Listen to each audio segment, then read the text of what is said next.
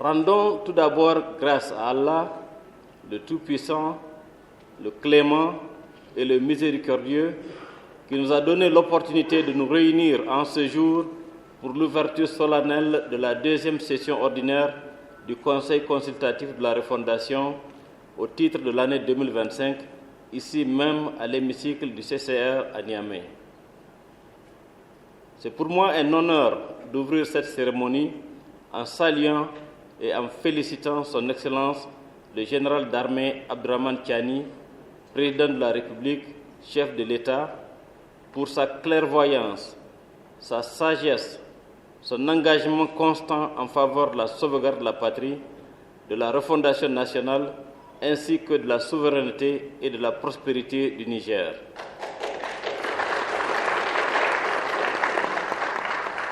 Son leadership visionnaire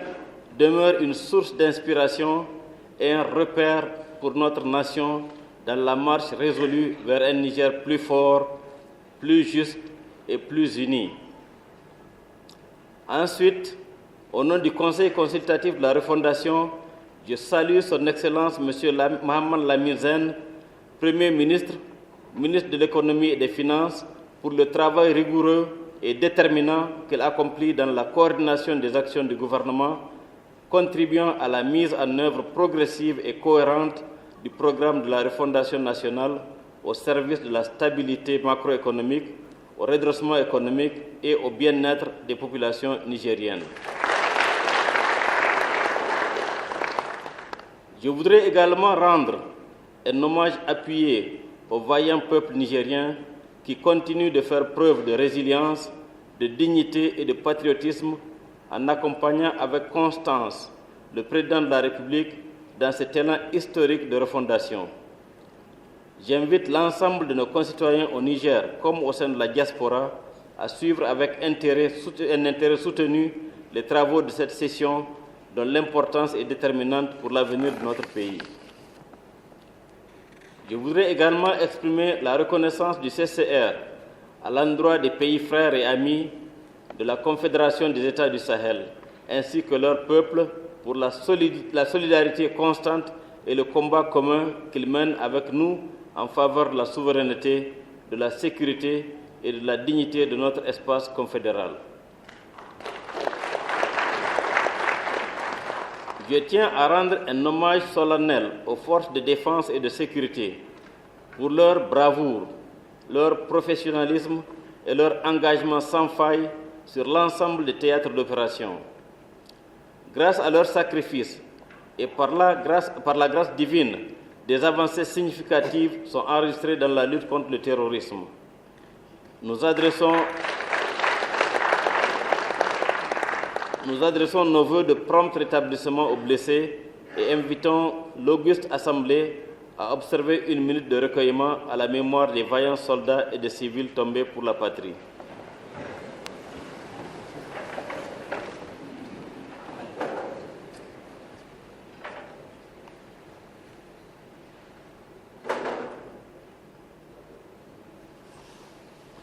Je vous remercie.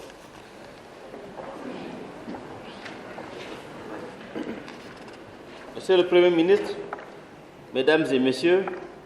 la présente session s'ouvre dans un contexte national et sous-régional marqué par des défis majeurs, mais aussi par des perspectives porteuses d'espoir. À cet égard, le Conseil consultatif de la refondation s'est illustré par une diplomatie parlementaire dynamique, proactive et assumée, contribuant de manière significative à la réintégration progressive du Niger au sein de plusieurs instances parlementaires régionales, continentales et internationales et à sa participation active aux grands forats de dialogue et de coopération interparlementaire. Ainsi, en septembre 2025, la réintégration du CCR au sein du comité interparlementaire de l'UEMOA, suivie de la présentation et de la participation du groupe national à la session extraordinaire du CIP-UEMOA à Cotonou, en République du Bénin, a marqué une étape importante dans le retour du Niger au sein des mécanismes parlementaires sous-régionaux. Dans la même dynamique, la participation d'une délégation du CCR à Ouagadougou au Burkina Faso aux travaux de la rédaction des textes fondamentaux du futur Parlement confédéral de l'AES, ainsi qu'à l'adoption des textes additionnels au traité, témoignent de l'engagement actif du Niger dans la construction institutionnelle de la Confédération des États du Sahel. Sur le plan intercontinental, la présence du CCR à Beyrouth, au Liban, à l'occasion de la session du Conseil parlementaire afro-asiatique, tenue les 8 et 9 septembre 2025, a permis de porter la voix du Niger sur les enjeux majeurs de la coopération, de la solidarité et de la paix entre les peuples d'Afrique et d'Asie. Par ailleurs, la réintégration du Niger à l'Union interparlementaire à l'occasion de la 151e Assemblée de l'UIP, tenue du 18 au 23 octobre 2025 à Genève, constitue un jalon majeur dans la normalisation de la présence du Niger au sein des grandes organisations parlementaires mondiales. Cette dynamique de retour sur la scène parlementaire internationale s'est également illustrée par la participation du CCR à Bamako du 4 au 8 octobre 2025 à l'ouverture de la deuxième session ordinaire du Conseil national de transition du Mali, renforçant ainsi les liens institutionnels et fraternels entre les États membres de l'AES. À Kinshasa, la réintégration du Niger au sein de l'Union parlementaire africaine UPA, couplée à la participation à la 47e Assemblée de l'UPA et à la 84e conférence du comité exécutif, a été couronnée par l'élection de Mme Aïssata Ibrahim Tahirou au poste de vice-présidente du caucus des femmes parlementaires de l'UPA. C'est un honneur qui rejaillit sur notre pays et sur l'ensemble du CCR. Enfin, deux missions importantes effectuées au Royaume du Maroc ont permis au CCR de participer à la première édition du Forum africain du Parlement de l'enfant ainsi qu'à la 3e conférence annuelle des présidents de Parlement et Assemblée législative, la COSPAL, effectuée du 11 au 14 décembre 2025, confirmant l'ancrage du Niger dans les espaces africains et internationaux de dialogue parlementaire. Ces actions traduisent une volonté claire,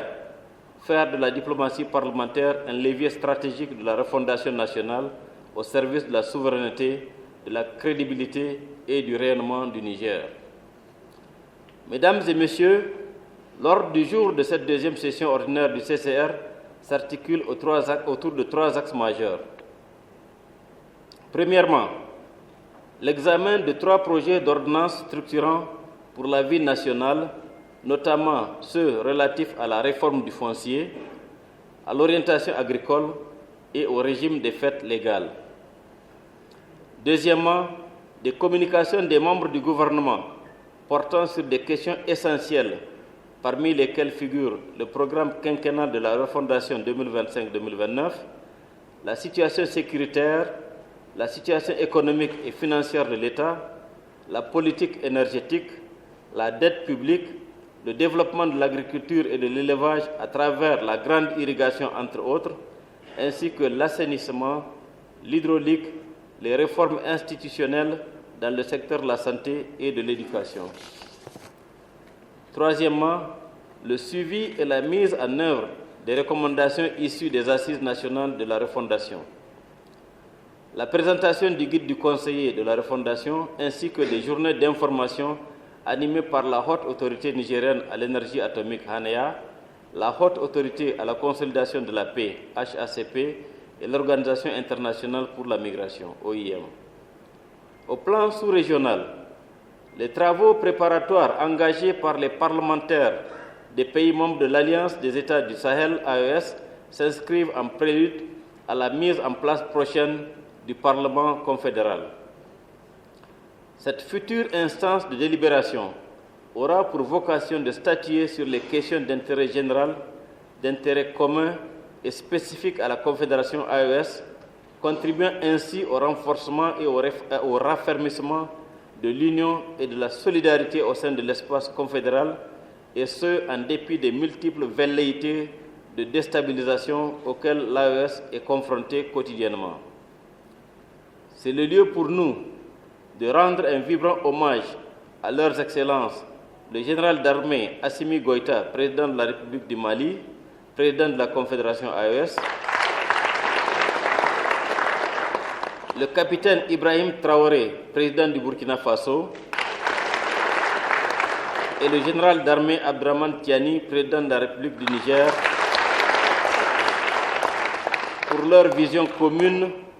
leur leadership éclairé et leur engagement résolu en faveur d'une union forte et solidaire des États de l'AES, donnant tout son sens à l'adage selon lequel l'union fait la force. Au plan national, l'évaluation de la campagne agro-silvopastorale, hydraulique et halieutique a permis de dresser un état global de la situation alimentaire jugée globalement satisfaisante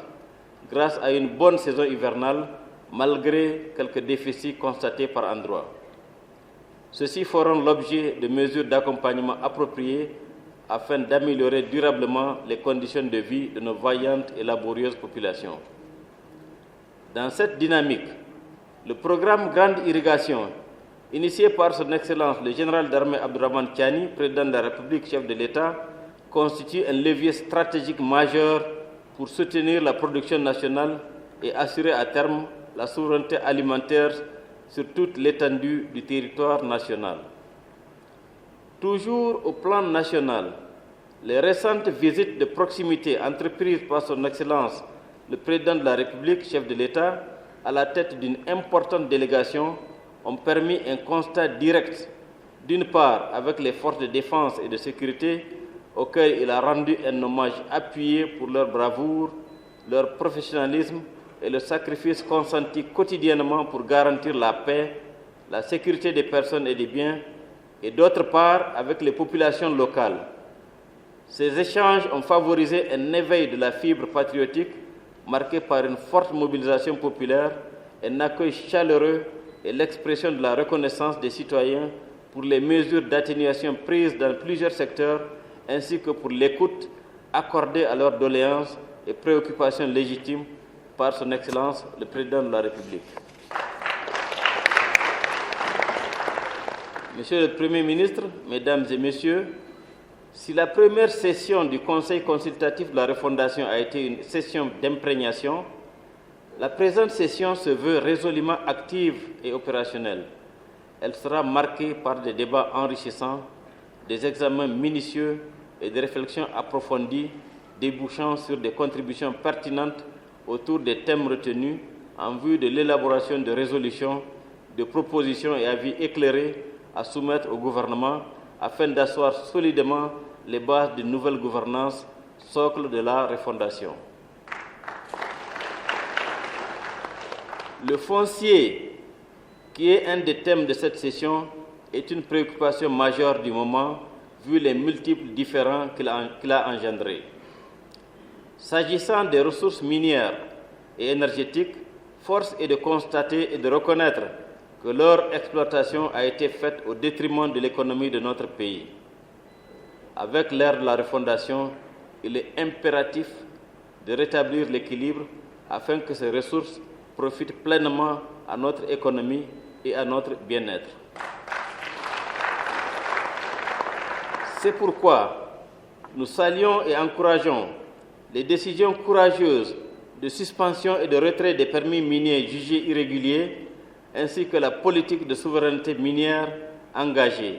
tout en privilégiant des partenariats gagnant-gagnant. C'est assurément un gage de la souveraineté énergétique et minière en prélude au développement économique et social concret de notre pays, voire celui de la Confédération des États du Sahel, à travers l'installation de raffineries diverses et au besoin celle d'une centrale nucléaire et surtout la transformation de nos différents minerais. Une résolution forte issue de nos travaux viendra soutenir et accompagner le gouvernement dans la poursuite de cette politique de souveraineté. Avant de terminer mon propos, je voudrais lancer un appel solennel au peuple nigérien afin de continuer à faire bloc derrière nos plus hautes autorités pour faire échec aux tentatives de sabotage qui se traduisent notamment par des campagnes de désinformation et des attaques sur nos infrastructures stratégiques, car comme l'a si justement rappelé le ministre d'État, ministre de l'Intérieur, de la sécurité publique et de l'administration du territoire, le général de division Mohamed Toumba, je cite, « Nous sommes des soldats dans l'âme et aucune pression extérieure ne saurait entamer la justesse de notre cause. » Fin de citation. Cette citation est reprise dans l'hymne de la Confédération de l'AES Sahel-Benkan pour affirmer notre détermination à défendre vaille que vaille notre espace commun. Sur ce, tout en souhaitant plein succès à nos travaux dans un climat de respect mutuel, de solidarité et de responsabilité et d'ouverture au dialogue, je déclare solennellement ouverts les travaux de la seconde session ordinaire du Conseil consultatif de la refondation au titre de l'année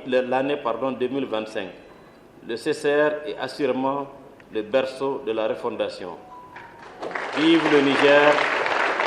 vive la Confédération de l'AES, vive la refondation nationale. Je vous remercie de votre aimable attention.